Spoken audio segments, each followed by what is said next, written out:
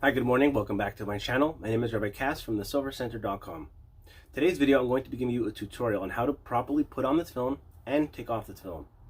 Now, I know that there are many different customs as far as how to wind the straps around the arm and around the hand. Today, I'm not going to be focusing on one particular custom or another. I'm going to be focusing on the areas of putting on the tefillin, which are, so to speak, universal.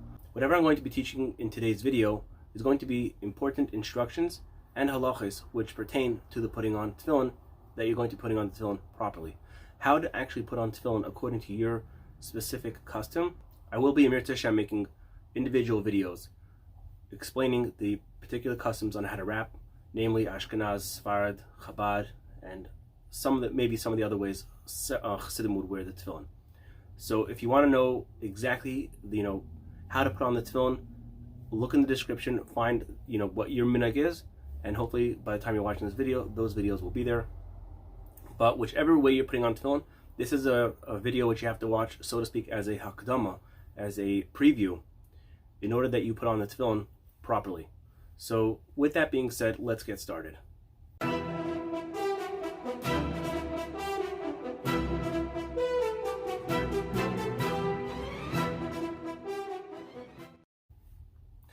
Okay, so the first thing you need to know is if your custom is to put on a talis, the talis is put on first. And the reason for that is because there's a klal, there's a rule. Tadir b'she'ena tadir, tadir kaidem, which means something which is done more frequently takes or has precedence. So the talis, for example, which is worn every single day of the week, Shabbos and Yom Tov, versus the tefillin which is only worn during the weekdays, the talis will go first. Now, if your minhag is to wear a talis, some have the custom after Bar Mitzvah, some only after the wedding. If your custom is to wear a talis, put that talis on. Okay, so you have your talis on and you're ready to put on the tefillin. When can tefillin be worn? So the answer to that is tefillin can be worn all day until sundown. And the reason why we don't wear the tefillin by night is because the rabbis were concerned that somebody may fall asleep in the tefillin and not treat the tefillin with proper respect. So tefillin is worn only by day. How many times a day can you wear the tefillin? It's a great question. I was asked it once, only once, and I actually had to do a little research for this person. And it turns out that if you want to put on tefillin multiple times a day, you can do so. And if you did not have in mind to put the tefillin back on immediately, or there was a certain amount of time lapse, several hours, you can actually put on the tefillin and make another bracha, if you so wish. How long do you have to wear the tefillin? Well, there is no set time on how long you have to wear the tefillin. Some people can wear the tefillin for an hour. Some people only wear the tefillin for a minute. The point is to put on the tefillin and fulfill the mitzvah. It is appropriate, though, that you should at least recite the Parshias of Shema when you wear the tefillin. Okay, so when you are ready now to put on the tefillin, just before I explain exactly how to put on the tefillin, I want to make sure that we are all on the same page and that you are able to identify which is the hand tefillin and which is the head tefillin. It might be obvious to some of you, but it may be less obvious to others. So there's really two ways to identify which tefillin are which. There are more, but the easiest and most obvious are if you take both boxes in your hands like this, you'll see actually one of them usually has a protective case over it, but that's not necessarily the case. Sometimes sometimes it's removed. So if you look at the actual tefillin over here, you see that the one on the right actually has 3 lines on it, where the other one is just flat. There's no lines on the box. It's just smooth. The other obvious difference will be one will have a shin on the side and the other one not. Okay? The Shel Rosh is the one with the shin. Now the reason why this has this protective plastic on, I will explain in a few minutes. But this is the Shel Rosh and the other one is the Shel Yad. Now, which tefillin do we put on first? The first tefillin we put on is the Shel Yad, the hand tefillin. The reason why we put on the Shel Yad first is because it comes first in the pasuk. The pasuk says, you should tie them as a sign upon your arm, and only afterwards, beinei necha, between your eyes. So, to follow the order of the verse, the order of the pasuk, the mitzvah, which tells us to put on tefillin, we put on first the hand and then the head. So on that note, it's important when you take out the tefillin that you actually take out the Shel Yad first. If it happens that you take out the Shel Rosh first, you just simply put the Shel Rosh on the side and you will continue with putting on the Shel Yad. Now, when taking out the tefillin or handling the tefillin, it's always important to handle the tefillin over a table. There's many reasons for this. The first one was that should the tefillin, chas v'shalom, or heaven forbid, should we lose our grip on the tefillin, they won't fall to the floor. The table will break the fall. The other reason is that we want to try to prevent the straps, which are also an essential part of the tefillin, from touching the floor. And we're going to try to be careful the whole time we're putting on the tefillin that the straps should also not be touching the floor. One way to do that is to be handling the tefillin over the table. I should mention though that I did make another video which talks about carrying and taking care of your tefillin. This tip and other tips are also mentioned in that video, and I recommend that you watch it, because if you own a pair of tefillin, you have to watch that video. Now when we take out the tefillin in the morning, many have the custom to give the tefillin a kiss. Now you may have seen in shul somebody give the tefillin multiple kisses. There's no set amount or set rule how many kisses you have to give the tefillin. In fact, there's no rule at all that you have to give the tefillin a kiss. It's just a custom. When you hold something dear, such as a tefillin, when you hold something dear and you take it out, and now you have an opportunity to do a mitzvah and connect to Hashem, that you feel you want to give the tefillin a kiss. Now, some people give the tefillin multiple kisses. If you express yourself with one kiss, that's fine. The main thing is to feel the affection for the tefillin and to realize how precious they are. Now, when you do give your tefillin a kiss, make sure you don't leave any moisture on the tefillin itself, because moisture can eventually ruin the paint and the bottom themselves. So if you give the tefillin what I like to call a wet kiss, make sure you give a gentle wipe it off. That way you don't leave any moisture on the tefillin, or make sure maybe wipe your mouth first, give the tefillin a kiss, but make sure you don't leave any moisture on the actual tefillin themselves, because that could eventually damage the tefillin. Now, which hand do we put the tefillin on? We put the tefillin on our weaker arm. The reason why we do that is because we know that we have to tie the tefillin with our more dominant arm. How do we know that? Because in the parsha of Shema, which talks about the mitzvah of tefillin, also talks about the mitzvah of writing the mezuzah. Now, when we're talking about the mitzvah of writing the mezuzah, we know that the uchsavtem, the writing, has to be done with the dominant hand. If you're righty, that's your right hand. If you're lefty, that's your left hand. And because the two psukim are right near each other, the Torah, we learn one from the next. So we say that just like the writing of the mezuzah needs to be done with your dominant hand, so too the kshartem, what you tie as a sign upon your arm, that tying has to be the same hand that does the writing. So if you're righty, that's your right hand. If you're a lefty, that's your left hand. So that's why the tefillin is going to be going on your non-dominant arm. Let's say you're ambidextrous, so then the halacha is that you considered yourself like a righty. If you write with both hands, halacha is you're a righty. What if you have a situation where you write with your right hand, but everything else you do with your left hand? So what are you, righty, lefty? So the halacha is that you are a righty. However, there are other halachic opinions which would hold that maybe it would be a good idea to put tefillin on the other arm as well, even for just a short few minutes after davening, to fulfill the other halachic opinions. And in this kind of a situation, I would actually recommend you call your local rabbi and get their advice, see what they would recommend that you actually do. Okay, so we're ready to put the tefillin on. So before you even open the zipper of your tefillin bag to take out the tefillin, make sure you are ready. That means rolling up your sleeve to have the tefillin ready to go on. If you're wearing a sweater that's going to get in the way, make sure you take that off. Bracelets, watches should come off. I say should because there's differences of opinion whether the watch or the bracelet will be a problem. Now let me explain. When we're wearing the tefillin has to be directly on the body. However, there is a distinction between which part of the tefillin. The box which goes on the arm and the straps affixing the box to the arm, as well as the head and the strap which goes around the head and the neck, those are considered essential parts to fulfilling the mitzvah of tefillin. The straps along the arm, like I'm going to be explaining a little bit later, are not from a dry halachic perspective. Those are not 100% required. Okay, from a Kabbalah perspective, they are, and I'll talk about that shortly. And therefore, although it's appropriate that watches, bracelets, and things come off, if for whatever reason it is left on, you would be fulfilling the mitzvah. But again, remember, the head, straps, the neck, here where the tefillin sits, and the straps must have nothing intervening. Now, what do you do if you have bandages or casts? You know, if they're on this part of the arm, then that would be something which like I explained, it would be okay to leave that on.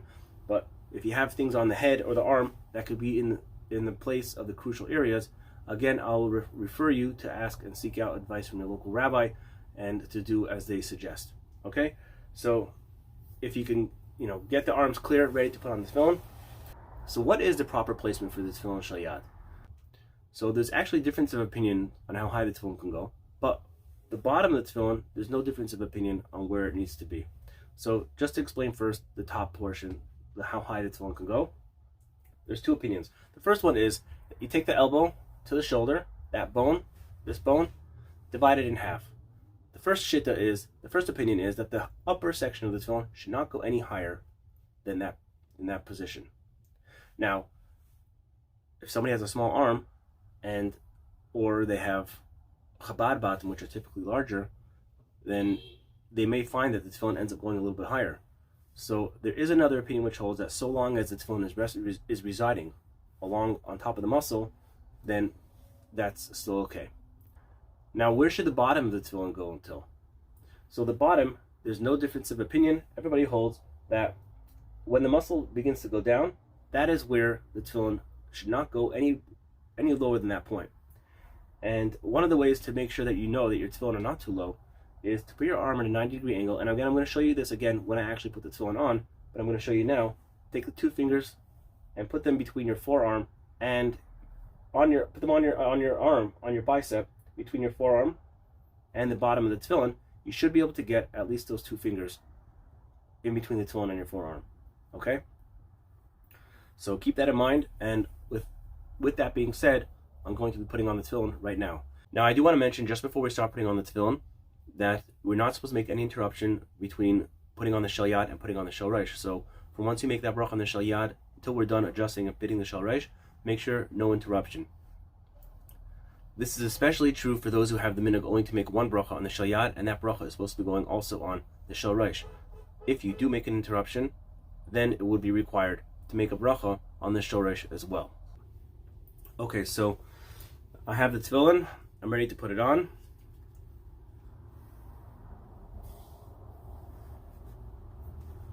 Now, by the way, I'm a lefty. If you watch enough of my videos, you would probably know that. I'm not being gay to the mitzvah right now. I'm just putting it on now to do the tutorial for the video. So it's a little clumsy for me, but I think I got the hang of it. Okay. Now I'm putting on Minhag Chabad right now, but I'm not really going to be explaining exactly what I'm doing because it's not important right now. So you make the bracha, and then as soon as you make the bracha, you're going to tighten the tefillin on your arm. Okay? You tighten the tefillin on your arm, and then one thing you have to be careful about, and I'm going to stress this in the other videos where I'm going to be showing you exactly which minhag and how to put on exactly, is that the knot has to touch the box. So just keep that in mind and watch the other videos, and you'll see exactly, I'll show you what you need to do in order to make sure that the knot always touches the box. So once you made the bracha and you tightened on your arm, you're going to go put the tefillin on. Some wrap towards, some have the minhag to wrap away from themselves, some make one shin, some make two shins, some make no shins. There's a lot of different customs on how to actually wrap the tefillin, and I'm not going to be going into all that right now. I'm making 7 windings around the arm. Okay? So look, I'm making sure that there's nothing in between the tefillin and my arm. I'm making sure it's high enough. Got 2 fingers in between the bottom of the tefillin. A lot of times in shul, I see people with the tefillin sitting on the forearm. If this is you, then this is something you need to correct. Okay? Everybody agrees that this is too low. If you need to have it higher, as long as it's on the muscle, you are fulfilling the mitzvah. Okay? So, there you go. Now you'll see something interesting here. I have the tefillin, it's tilted towards the heart. That's also something which is very important. Make sure the tefillin is not like this. And make sure it's not like this. Both of those extremes are not proper. The tefillin should be on the arm towards the heart, and the right side of the tefillin should be gently nudging on the body. Now this is why it's important to keep this plastic box on while you're actually wearing the tefillin. Some actually have the minhag to pull the sleeve down over the tefillin after they put on the Shel Yad. And again, this would be a protective of the tefillin. We don't want the box itself to get rubbed and the corners to get dulled and the paint to get rubbed off. So this is going to be protecting your tefillin. Now, why do we put the tefillin near the heart?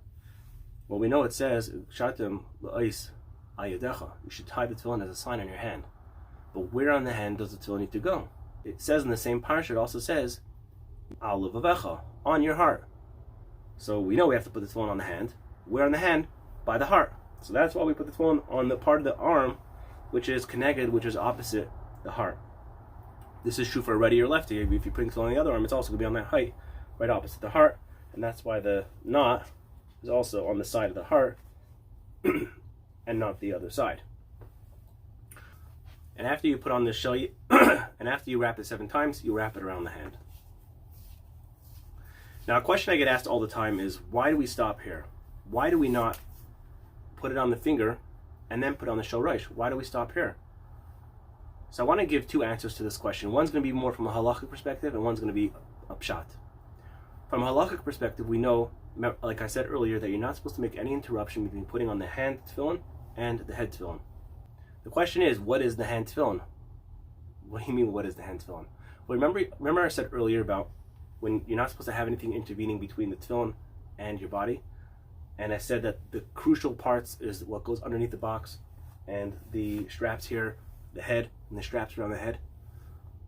But if somebody wore a watch, let's say under the straps over here, they would still fulfill the mitzvah.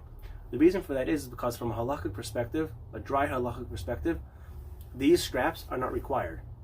And there's actually a shitta which holds that immediately following putting on the Shel Yad, you're going to put on the Shel Rosh without these straps.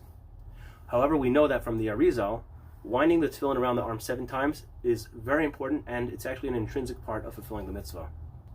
So today, now that everybody has accepted this custom of winding the straps around the arm, it became accepted that we don't put on the Tefillin Shel Rosh immediately after fixing the tefillin to our arm over here. Everybody does this. However, the straps around the finger are not part of the 7 windings. Therefore, it would be deemed something, so to speak, unnecessary to be done between putting on the hand tefillin and putting on the head tefillin. That would be from a halachic perspective, and I want to give you a nice shot that I once heard. The relationship between the Jewish nation and Hashem is very often compared to that of a chassan and a kala, a bride and a groom. Why is that? Because the connection between a chassan and kala, or husband and wife, is a very strong bond, a very strong connection. And this relationship that we have with Hashem is actually manifest in the tefillin itself. How so?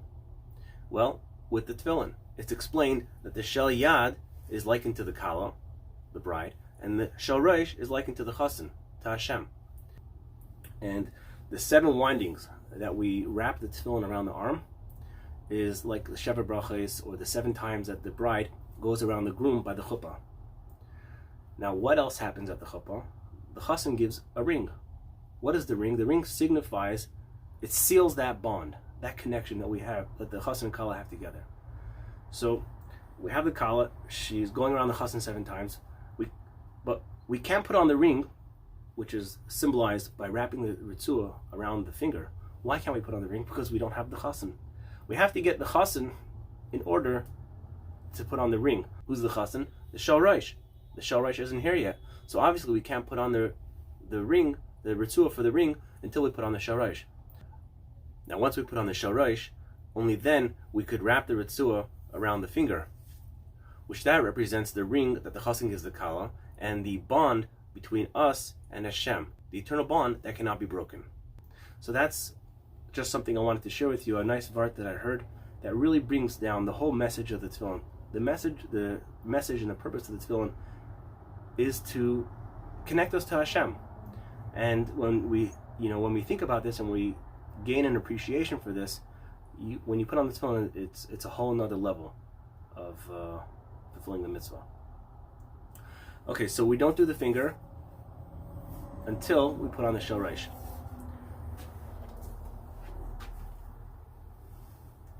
Now you'll make the bracha. Before you make sure it's perfectly in place. Now, because the bracha from the Shel Yad can also go on the Shel Rosh, those who have the minhag to make a bracha also on the Shel Rosh, in a case when there was no interruption and it would not be necessary, they would say, Baruch Shem Kvod Malchusay La'olam Va'ad. Now, the Shel Rosh can be a little tricky because you have to be careful that none of the Retzuos is flipped. If the Retzuos is like this, I don't know, can you see that? Yes. If the Retzuos is like that, that's a problem. You have to make sure that the Retzuos is not upside down. And that applies for the Shel Rosh. It also applies for any part of the Retzuos here, especially the upper parts here.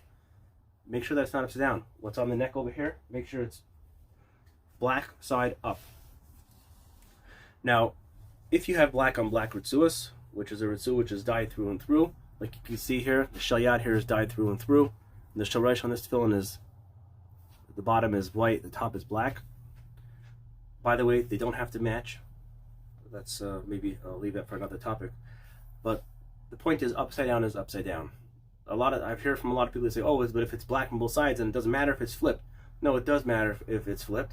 And one of the downsides of black on black, there's many upsides, but one of the downsides of black on black Retzuos is that if it does flip, you know, you have that guy in shul next to you that says, oh, you know, your tefillin, the Retzuos is flipped.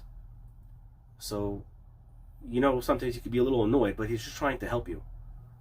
But if you're wearing the black on black Retzuos, nobody will be able to see that there's a problem with the tefillin. So it does have some advantages to having the black on white,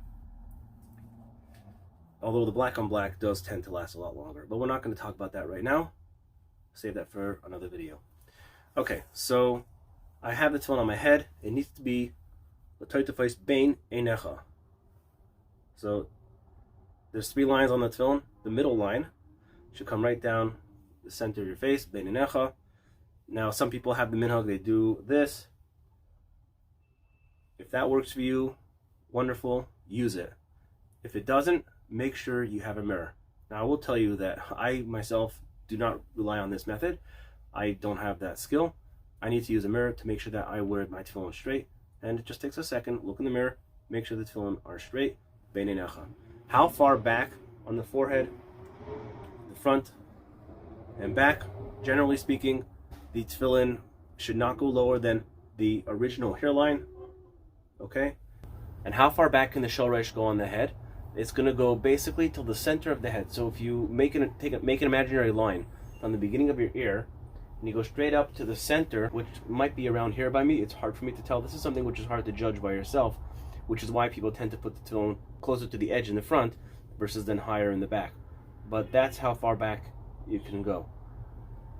And the back over here should not go, it should be residing, the Tefillin Shel Rosh should be residing at the base of the skull, not in the nape, not on the neck. Although technically speaking, as long as the kesher of the Tefillin Shel Rosh in the back is on the hairline, you would be fulfilling the mitzvah. I have another video where I go in a little bit more to explain the placement of the Tefillin Shel Rosh and also how to make adjustments if necessary, and I'll put the link to that video in the description for this video. So now that we have the Shel Rosh on, we're going to be wrapping the Shel Yad. And again, I'm not going to be focusing on any particular custom, just the method on the Seder and the order and how we do it. Now, when we're wrapping around the finger, many have the custom to say ve'erastich, which, like I explained earlier, that's the chas and kala relationship that we're now having with Hashem, a strong connection, a strong bonding with Hashem. And then you will tuck it in underneath here. You'll tuck it in. Whoops. You'll tuck it in. Some people tuck it in once, some people tuck it in twice, some people tie a little knot. There's no right way, no wrong way. It's just what's your custom. And now you have the Shel Yad complete with the Shel Rosh, and you're ready to start davening. Now, when putting on the tefillin, what ends up happening is a lot of times you end up touching parts of your body which are normally covered. Let's say the hair under the yarmulke or under the kippah or parts of the arm, and then what happens is you're required to wash your hands. So a lot of people, after they put on tefillin, they'll go to the sinks in the shul, they have a place to wash their hands. Another thing a lot of people do is you can just wipe your hands on anything which cleans, so sometimes the wood from the table would be sufficient. Again, this is something which I would recommend ask your local rabbi. What they recommend you to do, that's what would be appropriate. Now, it's important to realize that the whole reason why we're wearing the tefillin is to connect to Hashem. So it's appropriate not to talk anything which is not pertaining to the actual davening and wearing of the tefillin. That's not to say that if, something comes up that you can't say something to somebody which would be something which is necessary. But like I said, it's appropriate just to focus on the davening and daven on the tefillin, not to have any idle talk or conversation, which is not something which you don't have to do. Also, don't walk or go anywhere with the tefillin, which would be inappropriate. And just have an awesome davening. Okay, so now we are ready to take off the tefillin, and we take it off in the exact reverse order. So first we untuck it from here, take it off from around the finger, wrap it around our palm. Then we remove the Shel Rosh. Which hand do we use to remove the Shel Rosh? We use our weaker arm. The hand that wears the tefillin is going to be your weaker arm. Like I explained earlier, we wrap the tefillin with our dominant arm, so this is going to be my weaker hand. So the arm that's wearing the tefillin, take it off the tefillin. Why is that? Because we want to show reluctance to take off the mitzvah. If somebody was to take off the tefillin with their dominant hand, then they might do that with a lot of energy, and we want to show our reluctance to take off the mitzvah.